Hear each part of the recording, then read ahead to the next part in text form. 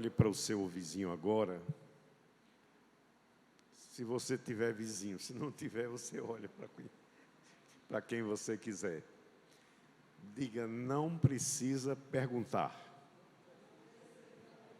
Eu estou bem. Glória a Deus. Vocês vieram prontos? Quem veio pronto aqui? Enquanto a pastora Sandra contava seu testemunho, não é? E falava sobre a importância de nós nos alimentarmos em nossa casa. E eu falo de alimento espiritual, da palavra mesmo. Eu me lembrava de uma historinha, que eu ouvi há muitos anos, que nós costumamos nos alimentar pelo menos 3 vezes por dia em casa. É ou não é, irmãos? Mas aí, voltamos no domingo seguinte, e no nosso caso aqui, no domingo e na quinta, nas quintas de glória, né? E em casa nós comemos um prato quente, né? O melhor que se pode fazer. E na igreja, apenas 2 vezes por semana, irmãos. E às vezes comemos até um prato frio. Mas nós não vamos negligenciar isto. Eu tenho feito com a minha esposa, é a primeira coisa que faço com ela, pela manhã, quando nos acordamos, é fazer a leitura da palavra de Deus, uma confissão de fé e oração. É um prato quente. Amém? Não deixe isso. Faça de propósito todos os dias. Você vai ver como a sua família vai ganhar. E eu digo isso, você vai ver, porque eu sei que nem todos fazem, nem assim e nem assado. A igreja do Senhor tem sido um péssimo exemplo, muitas vezes, porque nós não deixamos que o Senhor fale. Diga para o seu vizinho novamente, eu estou bem. Não gostei. Diga mais alto, eu estou bem. Por que, irmãos, nós estamos bem? A nossa palavra de hoje, a palavra para você hoje é: Deus quer que você viva. Está aí não? Deixa para lá. Deus quer que você viva. Você pode dizer isso para o seu vizinho? Agora, que tipo de vida Deus concede para os seus filhos? Qual é? Existem vários tipos de vida. Uma é a vida, e a mais comum é a vida biológica. Aliás, dizer vida biológica é redundância, né? Porque a palavra biológico já está embutida a palavra vida, não é verdade? Do grego bios. Então, mas vamos redundar porque a gente avança mais, né? Então a vida biológica é a vida mais comum que nós conhecemos, que é a vida do nosso corpo. Amém? Você é vivo. Você está vivo fisicamente. Mas há um outro tipo de vida, irmãos, que é a vida espiritual. Ela é extrafísica. Extrafísica. física. A vida espiritual, nós crentes, nós que somos filhos de Deus, a Bíblia diz que nós recebemos o poder de nos tornarmos filhos de Deus. E essa expressão, filhos de Deus, você tem que entender que não pode existir um filho de Deus morto, porque Deus é um Deus de vivos e não de mortos.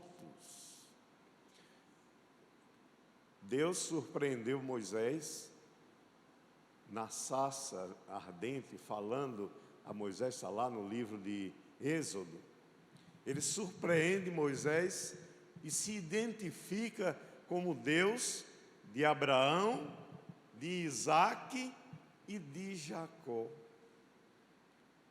Eu não sei, na Bíblia não está escrito, mas eu acredito que Moisés se surpreendeu com aquela revelação de Deus. Deus dizendo que era a sua identidade, era uma identidade conhecida como Deus de Abraão, de Isaque e de Jacó. Moisés deve ter dito, como o nordestino diz, oxente, esse Deus... Moisés já morreu há mais de 600 anos, aliás, Moisés. Abraão já morreu há mais de 600 anos. Jacó, outro tanto. Todos mortos. Mas Abraão, Isaque e Jacó, pela revelação de Deus, estavam vivinhos da Silva. E ele ainda diz: eu não sou Deus de mortos, eu sou Deus de vivos. Então, meus amados, o crente não morre. Você crê nisso? Porque se você não crê, está morto espiritualmente. Ou você crê, ou você não é crente. Aliás, a palavra crente quer dizer aquele que crê. Amém? Então, nós vamos falar um pouco a respeito da vida de Deus hoje, porque Ele te deu vida, um tipo de vida que não se acaba. Você sabe que a ciência, os laboratórios científicos do mundo inteiro vivem procurando, vivem pesquisando uma maneira de prolongar a nossa vida física, como se isso fosse importante, irmãos. A vida física é boa quando ela tem qualidade, mas isto não importa. Vida física não importa para quem é eterno como nós somos. Eu li essa semana que os componentes químicos do nosso corpo físico, todos eles são milhares de componentes químicos, ou seja, de matéria, além da água. A ciência fez uma pesquisa e disse que todos os elementos químicos do seu corpo, e o seu corpo tem até ouro, prata aí dentro, viu? E não é porque você botou o dente de ouro, não. É porque dentro da nossa constituição biológica existe centenas e centenas de componentes materiais. Nós somos feitos da terra. Lembram? Quando Deus nos formou, Ele fez do pó da terra. Então, não pode ser diferente. Mas a revelação é a seguinte: tudo que o seu corpo tem de material, você pode comprar na bodega da esquina por menos de $1.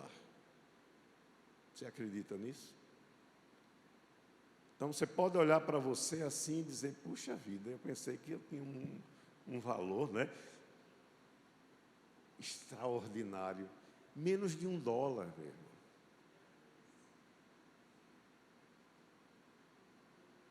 Amém ou ai de mim?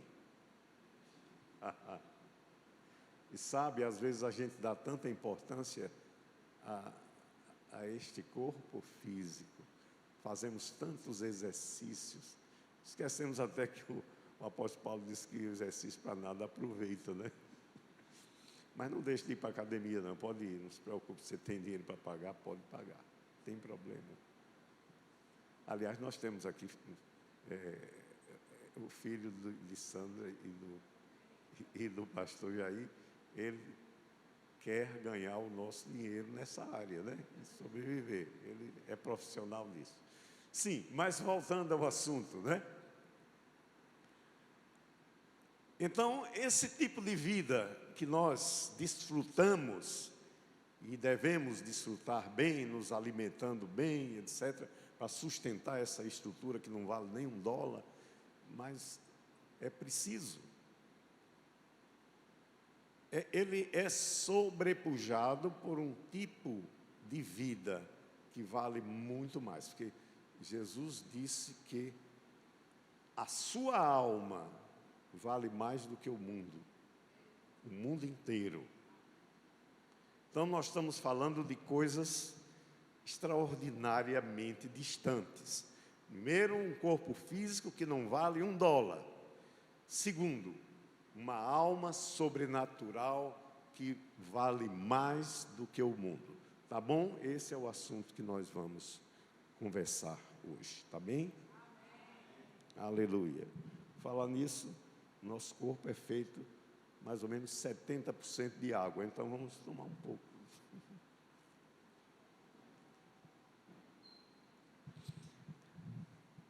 É sabido que o homem, o ser humano, ele não sobrevive mais de que 15 dias sem tomar água e 21 dias sem comer.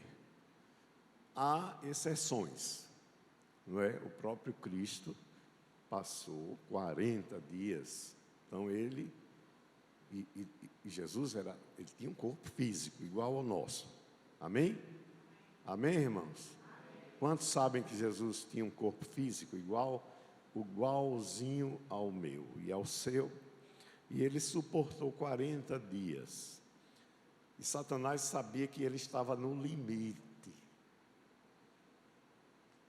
Porque Satanás deixou as piores tentações de Jesus para o final dos 40 dias. A Bíblia diz que Jesus passou sendo tentado durante os 40 dias, durante todo o tempo. Mas a Bíblia só fala de 3 tipos de tentações. Amém? São aquelas 3 que estão lá descritas. Mas Lucas, que é um médico, esse que escreveu o Evangelho de Lucas, ele era médico e ele conhecia muito bem, já naquela época, conhecia os segredos da medicina e do corpo humano.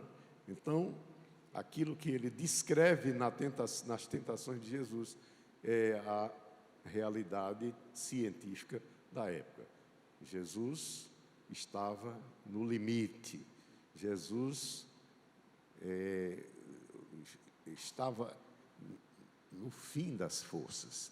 E foi aí que Satanás entra com todo o poder que ele tinha para tentar Jesus. Mas Jesus suportou, e ele é a exceção, porque normalmente um homem ou uma mulher não passa mais do que 15 dias sem comer, ou melhor, sem beber, ou 21 dias sem se alimentar. Vamos, pois,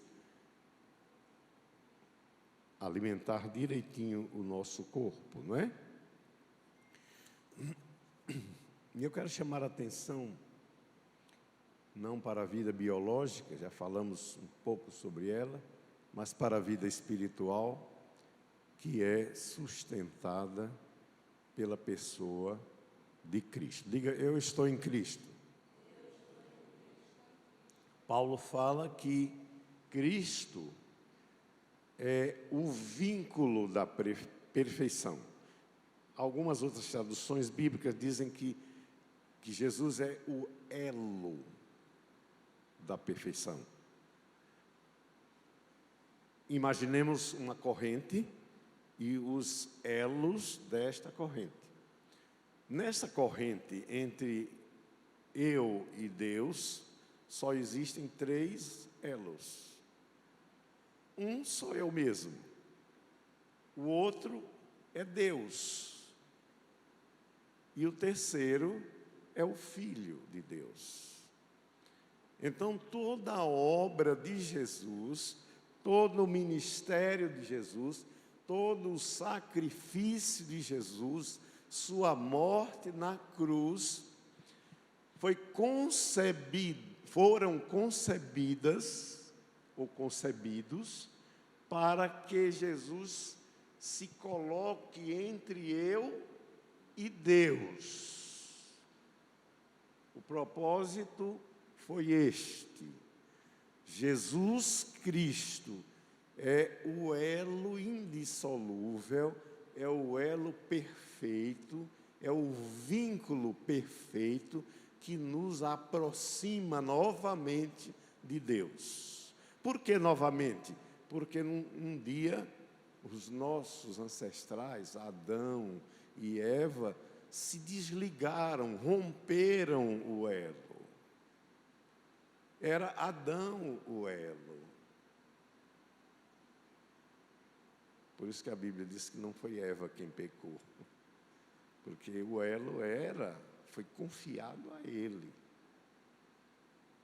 Diga graças a Deus pelas mulheres. Aliás, ontem foi o Dia Internacional de vocês, né? Meus parabéns, eu não pude ligar para ninguém, mas aproveito essa oportunidade, né? Uma boa lembrança. Pois bem, então Jesus Cristo é o elo que nos reaproxima de Deus. Então você está ligado. Diga para o seu vizinho, está ligado. Diga, irmãos. Você está ligado. Porque Jesus ligou você de volta ao Pai. Agora, se você corta, você sabe que tem liberdade de cortar essa ligação? Tem sim. Se você tiver um tempinho depois, leia a carta aos Hebreus, capítulo 6, de 1 a 6. Ali está descrita a possibilidade de um crente cair, mas não é cair no pecado, se desviar, não é isso que o texto fala. Ele está falando de desligar-se. Então, o mesmo crente que um dia achou Jesus e se ligou a Ele, tem o poder e a liberdade de dizer: eu não quero mais Jesus. E o texto de Hebreus é um texto pesado, duro. Ele diz que se você rejeitar Jesus, você jamais poderá novamente se ligar a Ele. É aí que mora o perigo. Eu conheço muitos crentes desviados, mas eu não estou falando disto. Eu estou falando de crentes que apostatam da fé, que abandonam por completo a fé. É como se você tirasse esse ar-condicionado da tomada e desligasse. A vida de Deus está ali naquela tomada. Se você puxa, ela não flui mais. Então, ou o crente, amados, resolve manter essa ligação com a vida, com a fonte de vida, ou ele está morto, ou ele nunca viveu. Então é sobre esse tipo de vida que Deus tem interesse em manter. Em manter. Deus faz questão. Quando nós recebemos o poder, nós não devemos abandonar mais esse poder.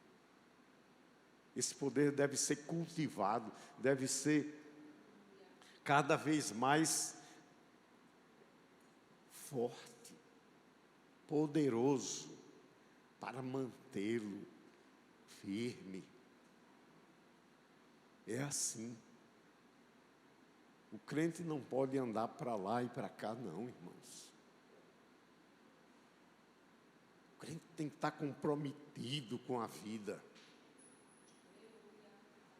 Porque um dia nós tivemos uma vida semelhante aos ímpios. Os ímpios não são vivos. Mesmo que ele seja sua mãe ou seu pai, se ele não tem Jesus, ele está morto. Ele é morto.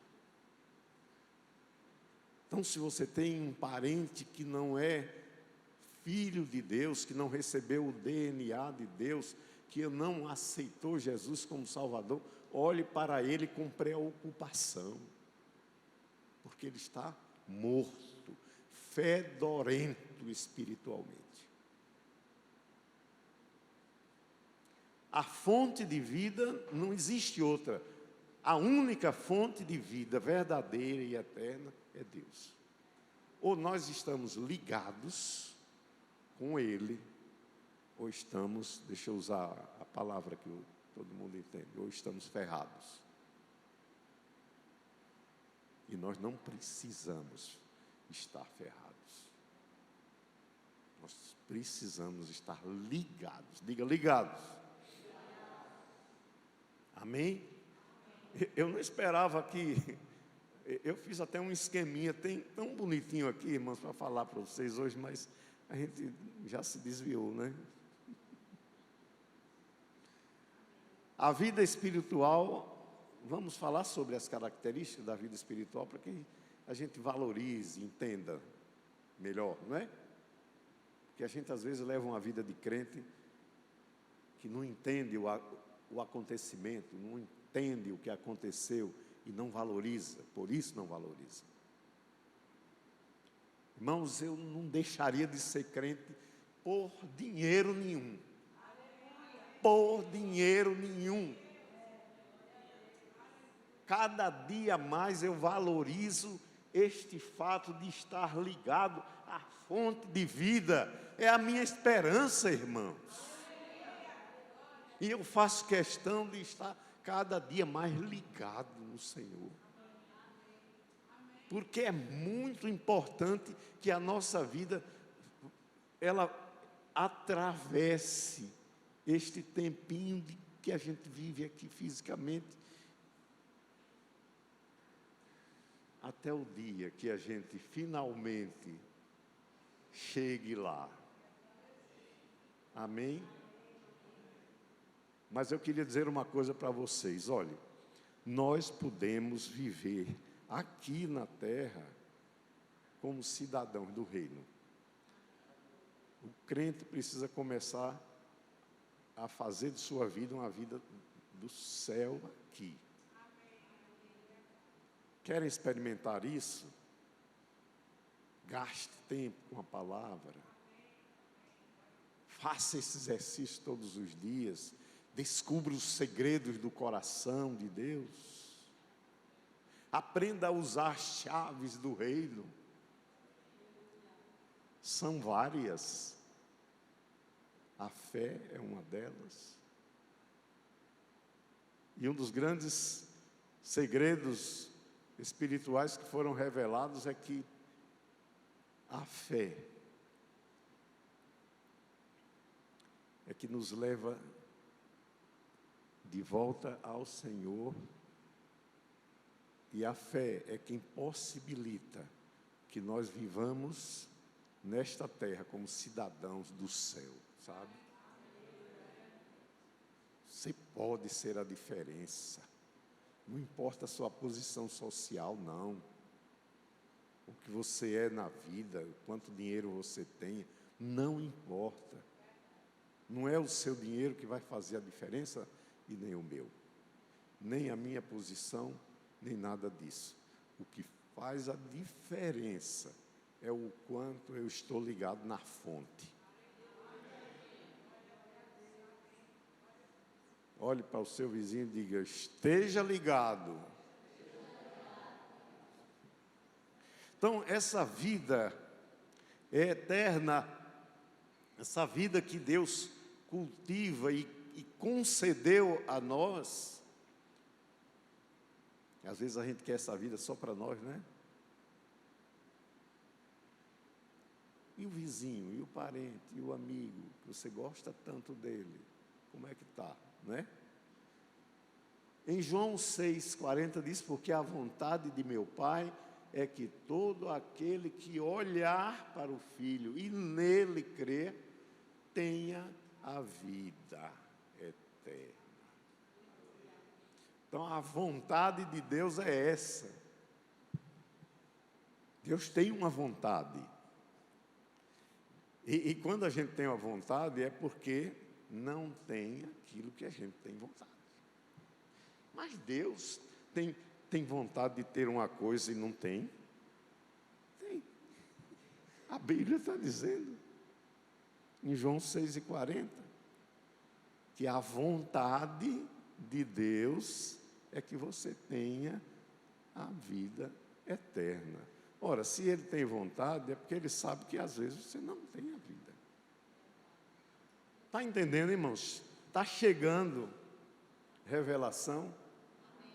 Tem coisas que Deus tem vontade que aconteça e não acontecem.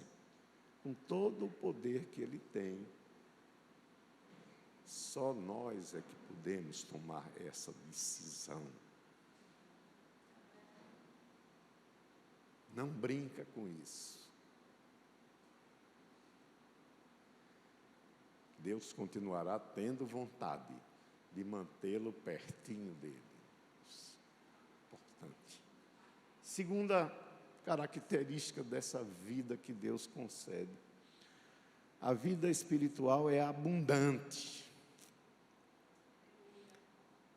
Às vezes nós nos conformamos com uma vida medíocre, uma vida cristã de segunda categoria. Ah, tá bom assim mesmo, né? O céu vem aí para a gente, né? Mas em João capítulo 8, verso 10, Jesus disse, ele estava no meio de um grupo de homens tidos como os mais espertos, mais experientes em matéria de judaísmo, de religião. Então, eles queriam pegar Jesus na curva, né? Aí Jesus disse: o ladrão só vem para matar. Quem é o ladrão, irmãos? Quem é? Satanás é o ladrão, né, irmãos? Você sabia disso, né? A Bíblia diz, Jesus diz que o ladrão só vem para matar, roubar e destruir. Mas sabe, Jesus acrescenta esse versículo dizendo: mas eu vim para que vocês tenham vida, e vida de qualidade, vida abundante. Jesus não se conforma com meia sola. É vida abundante. Terceira característica: a vida espiritual não depende da provisão humana. É interessante que esse texto, que eu nem li, né, irmãos? Vocês perceberam que eu não li o texto de João capítulo 6? Não li.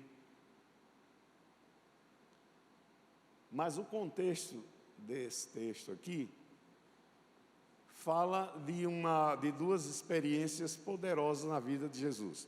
A primeira foi uma das multiplicações dos pães e peixes. E a outra foi quando Jesus andou sobre o mar. Alguém já experimentou andar sobre o mar aqui? Eu já. Eu vou explicar, viu, doutor? Quando eu estive em Israel, entrei no Mar Morto e naquele mar a gente flutua, entendeu? Não é? Mas não foi nesse mar que Jesus andou. Ele andou no Mar da Galileia, que quem pisa afunda, mas ele não afundou. Então, foram duas experiências, uma seguindo a outra. E nessa terceira ocasião, aí Jesus começa a contestar e a confrontar os seguidores dele. Por quê? Porque eles tinham visto os milagres acontecendo, o pão jorrando. Pão não jorra, né? Pão, sei lá, pão enche. E os peixes, todos assadinhos, já prontos para comer, né? E então, Jesus olha para os seus seguidores, que eram milhares, não eram os discípulos, eram os outros. E disse: vocês estão interessados no pão que perece. E eu não estou interessado nisto. Amém? Vocês podem ler lá em João capítulo 6, verso 37, que esse é o episódio. E Jesus disse: olhe, aquele que não comer do meu corpo, e que não beber do meu sangue, de modo nenhum terão a vida eterna. Eu imagino, eu não sei, aqui não tem nenhum macumbeiro, né? Pode ter até algum ex-macumbeiro, né? Mas a gente sabe que nessa esfera religiosa, comer e beber sangue é coisa natural. Agora eu imagino aquele povo olhar para Jesus assim e dizer: aquele que não comer do meu corpo e não beber do meu sangue, de modo nenhum. Alguém pode ter dito assim, na velha linguagem nordestina: oxe, isso tem coisa de macumba. Mas Jesus não estava falando disto. Jesus estava falando de um alimento diferente, um alimento que não perece, e do alimento que tem condição de sustentá-lo enquanto você estiver aqui, sustentá-lo, inclusive fisicamente. Mas, sobretudo, espiritualmente. Você merece crescer. Nós merecemos crescer espiritualmente. Nós merecemos a fama que não temos. Olhe, a fama que não temos, irmãos, nós precisamos ter. Nós precisamos passar nas ruas e as pessoas nos reconhecerem como pessoas poderosas em Cristo. Em Cristo, viu? Não estou falando de outro poder, estou falando em Cristo. Se você nunca pensou nisso como crente, comece a pensar nesta noite. As pessoas precisam respeitá-los como autoridades sobre a terra, autoridades espirituais, capazes de impor as mãos sobre os enfermos e eles serem curados. Amém? Irmão, deixa eu contar um segredinho que só Sandra e Alan sabem. Eu cheguei aqui doente. Aqui nessa igreja hoje, doente. Prostrado. A minha mulher perguntou, você vai para a igreja? Eu digo, estou saindo. Estou aqui sãozinho. Sabe por quê? Porque eu criei que o meu corpo precisa dessa vida. Não tenho mais nada. Eu estava vomitando ali. Não estou dizendo isso para me gabar, não. É para que vocês sabem. Testemunho. Por isso que a primeira palavra que eu disse quando fiquei ali foi: diga que está bem. Está lembrado? Diga, eu estou bem. E fisicamente eu não estava bem. Mas veja, há um poder na confissão, há um poder nas nossas palavras. A Bíblia diz em Provérbios que morte e vida estão no poder da palavra, da língua, daquilo que você diz. E pronto. Se eu quiser parar aqui, vocês já estão abençoados, não é? Vamos parar. Está terminando, né? Olha, queridos, a vida espiritual tem uma fonte inesgotável e ilimitada. Em Lucas capítulo 20, versos 37 e 38, para encerrarmos,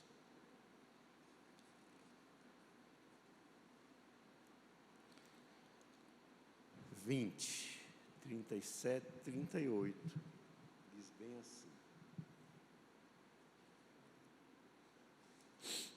Acharam aí?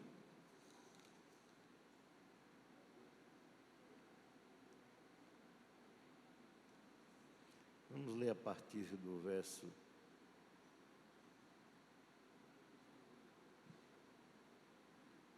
34. Jesus respondeu: os filhos desta era casam-se e são dados em casamento, mas os que forem considerados dignos de tomar parte na era que há de vir e na ressurreição dos mortos, não se casarão, nem serão dados em casamento, e não podem mais morrer, porque são como os anjos, são filhos de Deus, visto que são filhos da ressurreição. E que os mortos ressuscitam. Já Moisés mostrou, no relato da sarça, aquele texto que nós falamos há pouco, quando ao Senhor ele chamou Deus de Abraão, Deus de Isaac e Deus de Jacó. Ele é Deus ele não é Deus de mortos, mas de vivos, pois para ele todos vivem. Esta é a revelação. Mas não são todos os que estão aí fora, não. São todos estes aqui. São filhos. E, para terminar, não se pode conceber um filho de Deus morto. Não existe. Pode escrever isso, né? Não existe filho de Deus morto. Se é de Deus, se é filho de Deus, tem que estar vivo. Vivinho da Silva. Diga, eu estou vivo. E ponto final. Vocês foram abençoados por essa palavra, irmãos?